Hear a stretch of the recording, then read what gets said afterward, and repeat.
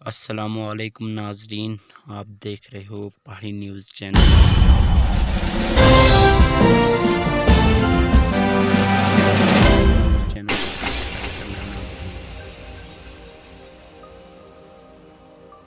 इस चैनल को सब्सक्राइब करना प्लीज़।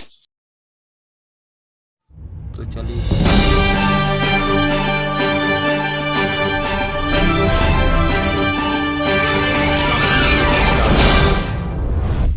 वालेकुम वरहमतुल्लाहि वबरकातुहू। वालेकुम अस्सलाम। सद्दाम साहब, आज मैं आपसे ये पूछना चाहता हूँ कि अमृतपुरा की जनता बीजेपी की तारीफ क्यों कर रही है, और आप बीजेपी के लीडर हैं, तभी मैं आपसे ये सवाल कर रहा हूँ।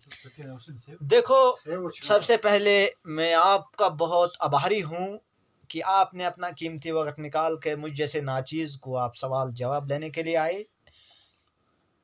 आपका सवाल तो ठीक है कि अमृतपुरा की आवाम मुझको देख के बीजेपी का गुण नहीं गा रही है, बल्कि जो प्रधानमंत्री का नारा था, सबका साथ, सबका विकास और सबका विश्वास, इस नारे को प्रधानमंत्री ने ज़मीनी सतह पे लागू किया।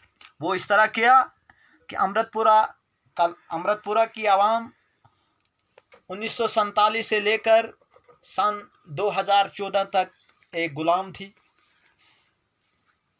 एक सहूलियत तो आज इधर नहीं है, रोड, लेकिन यहाँ के प्रधानमंत्री के स्कीम PMAY आवास प्लस वगैरह, जिनसे अमृतपुरा की बस्ती रोशनास हुई। यहाँ की बस्ती में 90 मकान 90 लाख के PMAY तैयार किए गए। यहाँ आयुष्मान भारत 150 कार्ड बने गए। हर परिवार में तकरीबन 10 कार्ड बनाए गए। उनको हौसला हुआ कि अगर हम अगर हम 10 ही लोग बीमार हो जाएंगे तो हमारे आयुष्मान भारत के खाते में हमारे 50 लाख रुपए जमा है।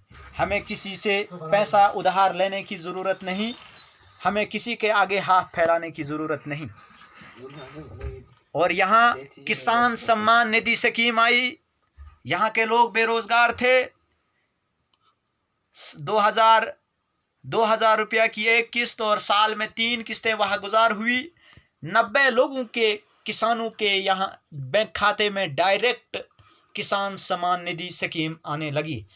तो ये बीजेपी के समर्थन में नहीं जाएंगे और कौन जाएगा? ये मुझे देख के नहीं, बल्कि इन स्कीमों का फ़ायदा उठाकर इन्होंने प्रैक्टिकली ये साबित किया कि प्रधानमंत्री अगर हिंदुस्तान में है, गरीबों का है, तो वो प्रधानमंत्री नरेंद्र भाई मोदी है।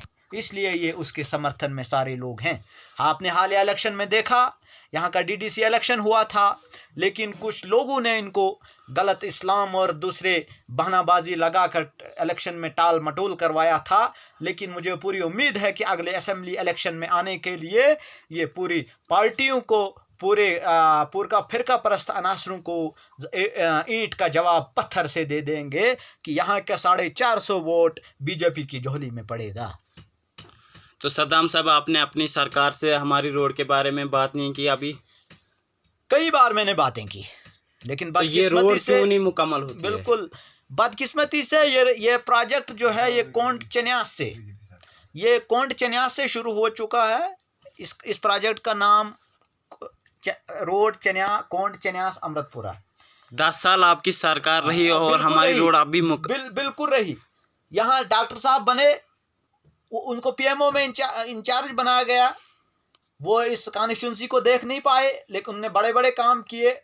2019 में फिर बने, मैंने उनसे मुलाकात की। 2019 के फौरन बाद यहाँ कोविड-19 आया, एक दूसरे से मिलने से कासिर रह गए।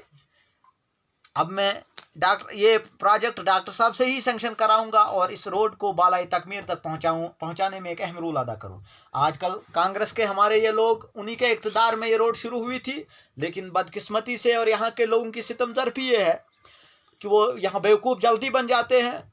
यहाँ जो हमारी ज़मीन एक्वायर थी वो